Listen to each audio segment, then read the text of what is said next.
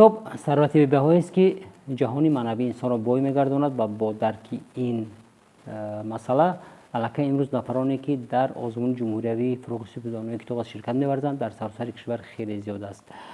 و ما نیز وابسته به روند آزمون این ساله همه روزه در استودیو صحبت ها می‌رویم و البته در این صحبت ها ما هم اشتراکچیان و هم استادان و هم نفرانی که در کمیته تدارکات هستند و اینچنین داوران رو دعوت می‌کنیم تا اندیشه آنها را شنویم. یعنی برداشت از آزمون اولین فروغ سپیدانوی کتاب است و بعضی مسئله‌ها و اشتراکچیان در آزمون این ساله. و امروز مهمان ما هستند مدیر شعبه نثری اتفاق نویسندگان تاجیکستان نویسنده رفشان مقسومزاد. ما شما را خوش آمدید میگوییم استاد. و چون شما در آزمون سال گذشته در دور نهایی در هیئت داوران بودید در نامینیت خواندن و افزود کردن نمونه‌های ادبیات معاصر تاجیک. قبلا میخواستم که برداشت شما را از آزمونی که در سال گذشته جریان گرفت صورت گرفت شنویم و سپس در به همین روند صحبت خود را ادامه میدهیم. آزمون فروغ سپیدانوی کتاب است که سال گذشته بار نخست در جمهوریمون در 4 دوره گذشت. با تشبث و دستگیری بی‌واسطه پیشوای ملت پرزیدنت کشورمون محترم امامعلی رحمان گذرانیده شد و این پدیده نو واقعا هم بسیار سری وقتی و سودمند بود، زیرا مقصد و هدف این آزمون نیک بود، یعنی ترغیب کتاب و کتابداری، بلند برداشتنی ذوق کتابخوانی، دریافت چهره‌های نوی سخنور و سخندان، همچنین تقویت دادن دنیای معنوی، همچنین بایگرداندن ذخیره لغوی و همچنین تکمیل دادن حس خودشناسی، خودآگاهی و میهن پرستی در بین طبقه‌های گوناگون اهالی. ما در تاریخ چندین هزار ساله انسانیت میدونیم که کتاب برای انسان‌ها در حیات انسان‌ها چی موقع دارد، چی نقش دارد. انسان هر چیزی که یافت از کتاب یافت، یعنی کتاب همچون کلید در علم و دانش، معنویات، اندیشه های تازه رو برای انسان ها گشود، یعنی همچنین برای پیروز شدن از جهالت و کینه و کدورت و دیگر خصلت های بد انسان رو راهنمون ساخت و او رو زینه برای رسیدن به زندگی، یک زندگی سعادتمند، یک زندگی خوب راهنمون ساخت. عموما درباره کتاب و نقش آن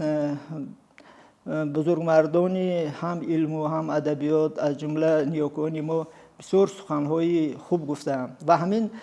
عنوان آزمونی که ما امروز همراه شما درباره آن صحبت میکنیم از یک بیت بسیار مشهور مولانا عبدالرحمن جامی انیس کنج تنهایی کتاب است، فروغ سپیدانوی کتاب است گرفته شده است. اما هر نفری که میخواهد به دانش‌های زمانش دست یابد، میخواهد مثلا در جامعه یک موقع خوب داشته باشد و یا میخواهد برای ملتش، برای خلقش، برای وطنش اگر یک خدمتی کرده باشد باید کتاب خواند. و سال گذشته چطوری گفتیم در 4 دوره این آزمون برگزار گشت و دوره نهایی آن در پایتخت کشورمان در کتابخانه ملی برگزار گشت و از آن برداشت‌ها و از آن خلاصه هایی که بود همه این رو به نوبت گرفته پرزیدنت کشورمان در اولی سال 2020 امر به تصویب رساندند که این آزمون در سال 2020 نیز گذرانیده شود. سال گذشته چه خیلی که شما گفتید در دوره نهایی این آزمون در کتابخانه ملی جمهوریمان برگزار گشت و کمینه در هیئت حکمان در نامیناسی خوانده و از یاد کردن ادبیات معاصر شرکت داشتم و باید بگویم که در این نامیناسیا یعنی ادبیات معاصر اشتراکچیون خیلی زیاد بودن و سن و سالشون نیز گوناگون بود. از مثلا خواننده صنف‌های ابتدایی مکتب تا موسیقیدان 70 ساله و بسیار خوب بود که کودکان با یک شوق و ذوق در همین آزمون اشتراک میکردن و به سوال حکمان پاسخ میدادن. و یک چیزی خرسندآور همون بود که قریب همه اشتراکچیان وقتی که همون روی خط ادبیاتی مطالعه کردشون رو به ما پیشنهاد میکردن، قریب همه آنها اثرهای سردفتری ادبیاتی معاصر ما قهرمان تاجیکستان استاد عینی را خوانده بودند و باید هم همین طور هم میشد، زیرا استاد عینی نه تنها همچون یک نویسنده شاعری زبردست، بلکه همچون یک فرزانه ملت برای بنیادی جمهوری تاجیکستان در اون سالهایی که بسیار مشکل بود، سالهای آغازی اولی 20 خدمت‌های ارزنده کردن و میتوان گفت که همون استقلالیتی که ما امروز رسیدیم در همون هم حصه استاد عینی خیلی بزرگ است. و درست یادآور شد که سن و سال اشتراکچیان گوناگون بود و ببینید که اونجا از خواننده های خردسال سن خرد مکتبی تا نفران کسب و کار گوناگون بودن و هر کس خواهیم نخواهیم وقتی که یگان اثر را خوند وابسته به همون جهان بینی، وابسته به درک و وابسته به همون قابلیت ذهنی خودش میفهمد معنی مضمون اثر را و موافق همین قابلیت ذهنی، موافق همین جهان بینی حکمت میگیرد.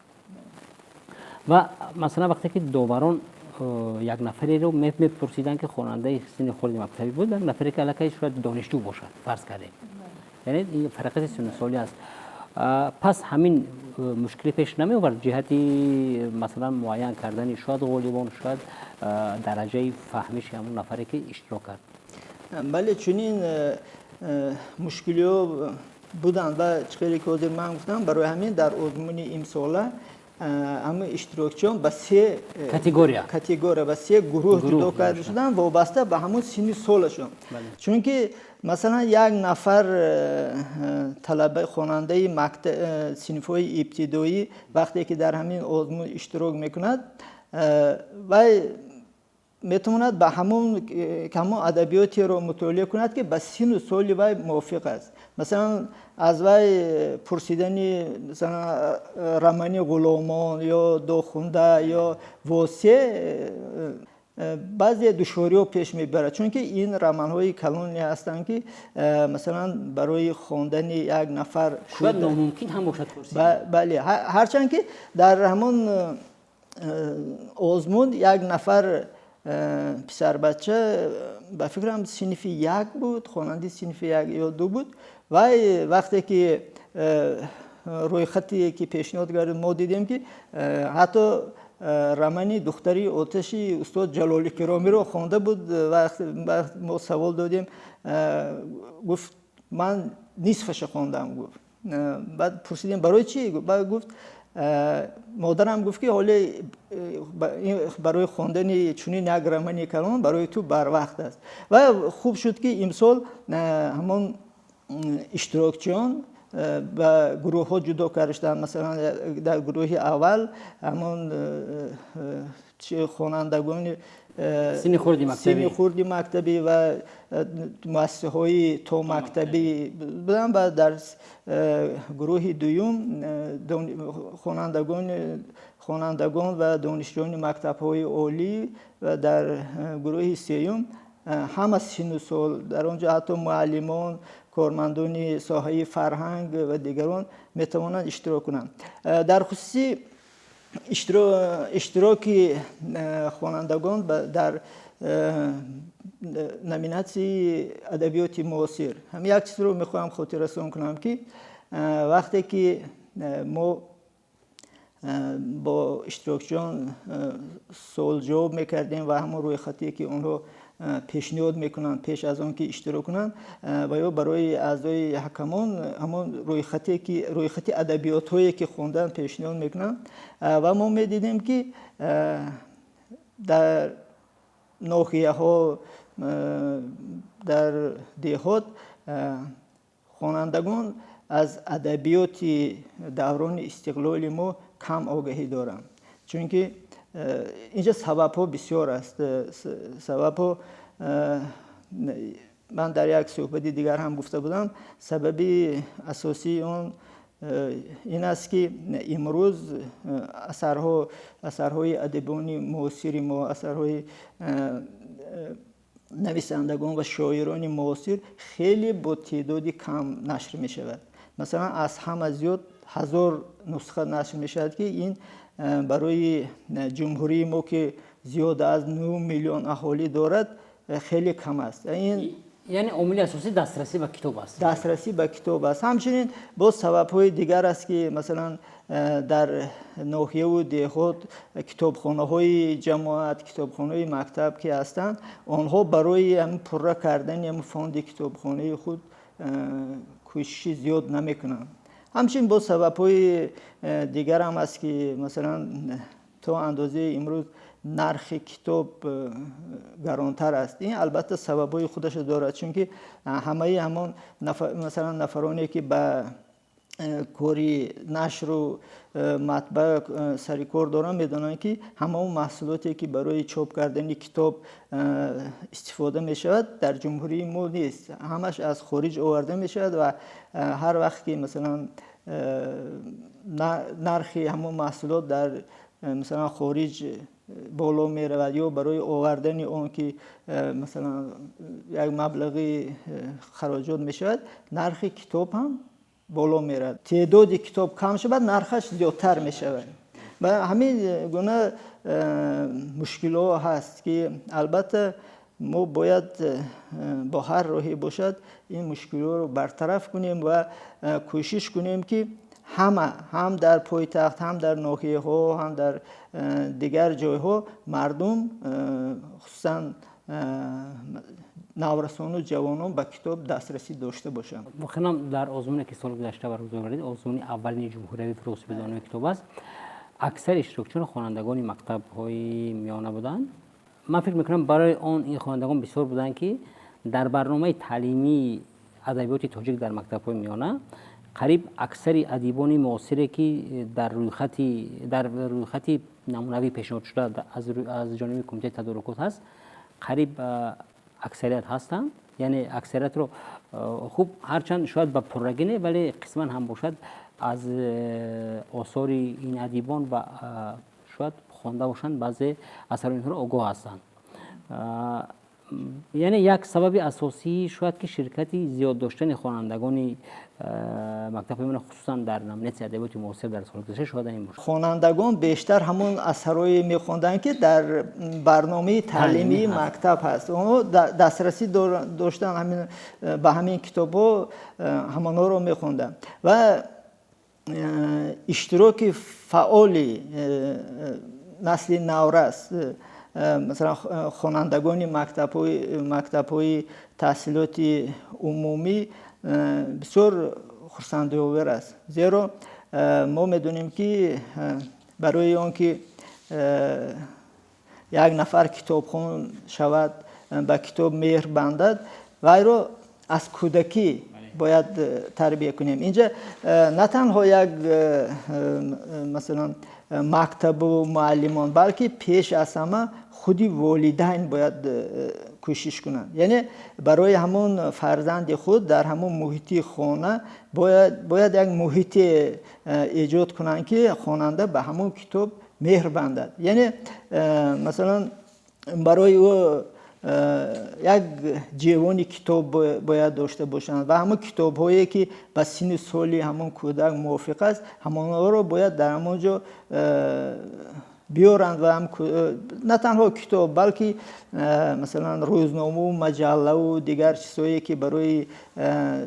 دانش انداختن یک نفر کودک در کار است، همونها باید در هر خاندان باشد. بعد مثلا مؤسسه‌های تا مکتبی که مثلا کودکان تا سن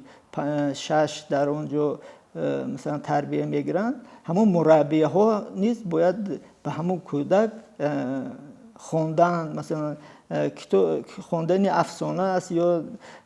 نمیدونم دیگر حکایه هایی که به همون سن سال موافق است همون در ضمیر کودک بیدار کنند و همین طور زینه بزنم زینه مثلا بعد در مکتب میانه بعد در دانشگاه همون کودک به کتابخوانی عادت میکند. این کتابخوانی یک چیز است که اگر در کودکی در سن خردی همون کودک به کتابخوانی عادت کند دیگر این عادت ترک نمی کند. کتاب هم خیلی خصوصیت دارد که وقتی که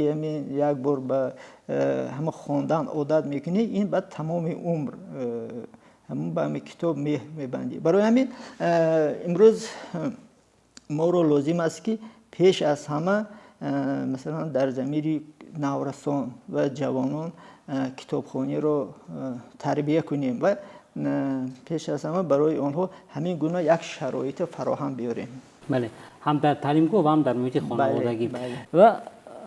وابسته به آنکه یادآور شدید که این سوال که آزمون روی سه کاتگوری روی سه گروه صورت میگیرد، یعنی خوانندگان سن خردی مکتبی، خوانندگان سن بالایی مکتبی و دانشجویان و همزمان نمایندگان دیگر قشرهای جامعه. وابسته به همین این زمان در دست من یک رویخط نمونوی خواندن ادبیات است برای خوانندگان سن خرد مکتب و میانه مکتبی. بعد عموما خوانندگان مکتب که اینجا این رویخط تفسیر شده است از اتفاق نویسندگان تاجیکستان، یعنی اینجا از استاد عینی آغاز می شود طوری که شما گفتید و تا نویسندگان معاصر من مجید سلیم، حبیب امادی، محبوب نعمتزاده، از جمله بعضی چند نمونه حکایه‌های خود شما است از عزیز. یعنی ما البته این رویخط رو به بینندگان همچون توصیه نامه پیشنهاد نکنیم که دریافت کرده خوانند و من میبینم که از روی این رویخط البته اونی که ما نیز تا اندازه که آگاه هستیم و خواندیم و شاید نفر که ما رو تماشا میکنن خوانده باشن قریب اکثری خوب من شعر رو نمیگویم چون درباره نثر حرف میزنیم، قریب اکثر نویسندگان ما نویسندگان معاصر ما دارن نمونه ها برای کودکان نورسان. همین خیلی است. هر یک ادیب مثلا نوابسته که در کدام ژانر اثر ایجاد میکند یا مثلا برای کودک ایجاد میکند برای کلانسالان، من باور دارم که یک برای خود قرض هم میداند که چیزی برای کودکان نوشته باشد، زیرا تربیه عموما از سن خرد آغاز می‌یابد و مثلا ادبیات کودک که امروز ما داریم چند نفر نویسندگان و شاعرانی هستند که محض برای کودکان ایجاد میکنند و این کم است مثلا که فقط چند نفر به همین کار مشغول شده باشند و ادیبان ما، شاعر و نویسندگان ما قریب همشون درباره کودک شعر دارند یا مثلا حکایه دارند. از ما امروز اگر ببینیم شعر و حکایه های بسیار خوبی شاعر خلقی تاجیکستان استاد گلنظر یا نویسنده خلقی تاجیکستان استاد عبدالحمید صمد و دیگر قریب خیلی گفتم همه شاعر و نویسندگان ما برای کودکان اثر ایجاد میکنند و باید همین طور هم باشد. چون الکی آزمون امسال آغاز شد، دوره اول آغاز شد و الکی در مؤسسه تعلیمی در تشکیلات و اداره های گوناگون صورت هم گرفت. وابسته به شرکت در آزمون و وابسته به گرفتن بعضی مسئولیت ها به شعبه نثر اتفاق نویسندگان خوانندگان مراجعه میکنند و شما جهت گرفتن مسئولیت ها؟ البته بعضی اشتراکچیان سال گذشته بسیار می آمدن میگفتن من که ما در دوره یکم یا دویم آزمونی فروغ سپیدانوی اشتراک داریم. بعضی کتاب های درخواست میکردن که اگر مثلا همین کتاب هایی که در آزمون هم توصیه داده شده است خواندن آن، یا مثلا میگفتن که ما فلان کتاب خواندیم یا مثلا پویست یا رمان خواندیم، مثلا بعضی جاهایی که نافهما است همون سوال میدادن و ادیبان ما همیشه کوشش میکنن که برای جلب کردن خوانندگان به ادبیات و مثلا نه تنها آنهایی که مثلا ایجاد میکنن یا حکایه یا شعر مینویسن، بلکه اون نفرانی که به ادبیات شوق دارن به اتفاق نویسندگان زیاد میآیند و ما آنها رو البته با خوشنودی قبول میکنیم، همراهشان صحبت میکنیم و اگر لازم باشد بعضی نصیحت ها نیز میدهیم. تشکر زیاد. در این سمت البته چند است که تلویزیون باورستان نمایش دارد به نام بهتر از دوست که آن به تحلیل و بررسی اثرهای جاویدانه بخشیده شده است، چه ادبیات تاجیک و چه ادبیات جهانی. و البته خود شما نیز در این نمایش به واسطه شرکت داشتید و اگر خطا نکنم ما 2 حکایه شما رو با خوانندگان مورد تحلیل و بررسی قرار هم دادیم و گمان می‌کنم که همین نمایش ما نیز شاید یک سهم داشته باشد در انتخاب درستی کتاب، در انتخاب درستی اثری که میخونند و آن را در آزمون البته پیشنهاد میکنند و شاید شما نیز در همین ردیف اگر بعضی مسئولیت‌ها با خوانندگان نورس جوان داشته باشید. واقعا تلویزیون بهارستان برای تربیت ذوق کودکان، برای تربیت عموما از سنی خرد تا صنف‌های بالایی و تشویق کتاب خدمتی بسیار ارزنده میکند و همون برنامه‌ای که شما امروز اینجا یادآور شدید، یعنی بهتر از دوست، این تا جایی که من میدانم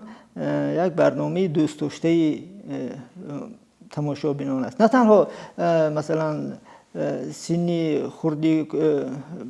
خردی بچه‌ها یا بلکه کلان سالان نیست همین برنامه با ذوق تماشا میکنن و خودی من هم بسیار تا جایی که وقت امکان میدهد برنامه شما رو تماشا میکنم و واقعا این برنامه نه تنها مثلا خوانندگان رو ذوق خوانندگان رو به کتابخوانی بیدار میکند، بلکه برای درک بسیار کتاب ها مثلا اثرهای ادیبان ما یاری میرساند و باید به اندیشه من در تلویزیون بهارستان چنین برنامه ها زیادتر باشد. هرچند که بسیار برنامه‌ای هست که در تلویزیون برای تربیه کودکان، برای مثلا به کتاب مهر بستنی آنها، به مکتب و به دیگر برنامه ها هستند و همین برنامه بهتر از دوست من باور دارم که برای تیار کردن همون اشتراکچیان و آزمون فروغ سپیدانایی حصه میگذارد. اگر مثلا از یک جهت خواننده بعد تماشای همین برنامه ها و همون اشتراکدارانی که از خوانندگان مکتب های میانه اونجا اشتراک میکنند همون رو دیده یک ذوق کتابخوانیش بیدار شود، از جهت دیگر وی میبیند که مثلا همسالان وی نه تنها از پایتخت بلکه از مکتب های ناحیه ها و دیهات نیست چگونه مثلا کتاب میخونند، چگونه در همون صحبت هایی که شما اینجا دایر میکنید فعالانه اشتراک میکنند و همون مهارتی خودشان هم برای مثلا همسالانشان هم برای همه اون نفرانی که تلویزیون بهارستان تماشا میکنند نشان میدهند. تشکر زیاد و ما با شما اظهار سپاس میکنیم. البته در روند آزمون باز شاید امکان پیدا کنیم که باز هم صحبت شویم و بسا و تاثیرات شما و برداشت شما دایر و آزمونی که امسال جریان گرفته استاده است و واقعا ما از بینندگان خواهش میکنیم که حتما جهتی انتخاب اثرهای درست و ارزشمند میتوانند که به اتفاق نویسندگان مراجعت کنند و البته چون این در این آزمون سهم اتفاق نویسندگان خیلی زیاد است در برگزاری آزمون. اونجا من یک چیز میخواستم اینجا ذکر کنم، این هم از برداشت از آزمونی سالی گذشته است که وقتی که اشتراکچیان مثلا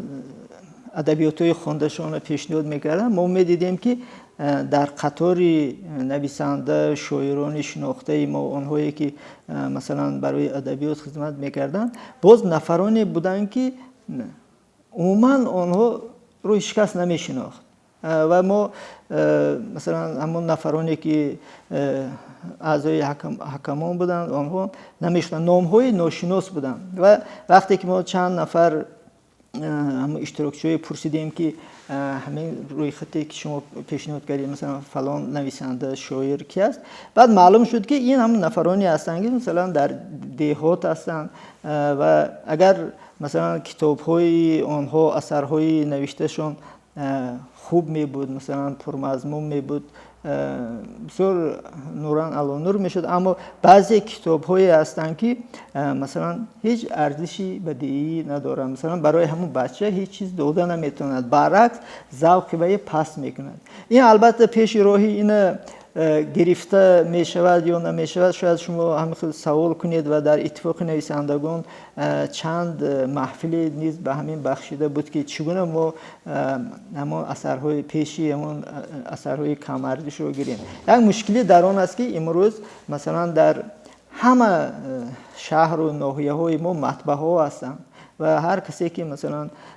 پول دارد میتواند که همون اثری نوشته شه به چاپ رساند و باز وای خودش همون در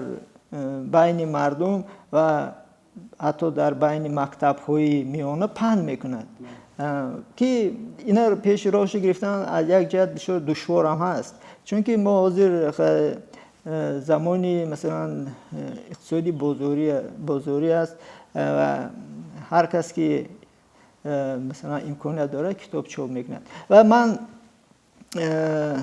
از تلویزیون بهارستان استفاده کرده میخوام به همون آموزگاران معلمان مکتب بگویم که باید به خوانندگان در انتخاب مثلا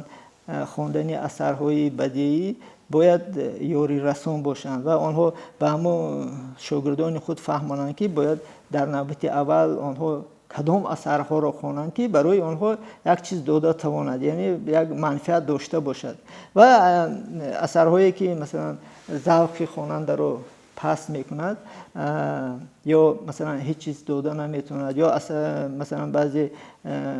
اثرهایی هستند که پر از خطا هستند، زبانشون بسیار زبانی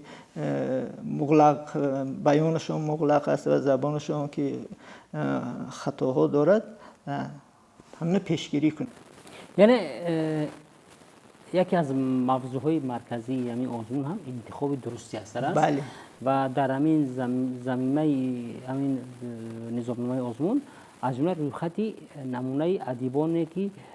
توصیه می شود که آثار آنها حتما خوانده شود، چه ادبیات کلاسیکی، چه ادبیات معاصر و چه ادبیات جهانی. البته این معنی اون رو ندارد که باید اشتراکچیان بغیر از همان ادبیاتی که پیشنهاد شد دیگر نخوانند. این یک توصیه است که باید همین اثرها که مثلا بسیار اثرهای خوب هستند و مؤلفانشان نیز ادیبان شناخته هستند، چه ادیبان معاصر،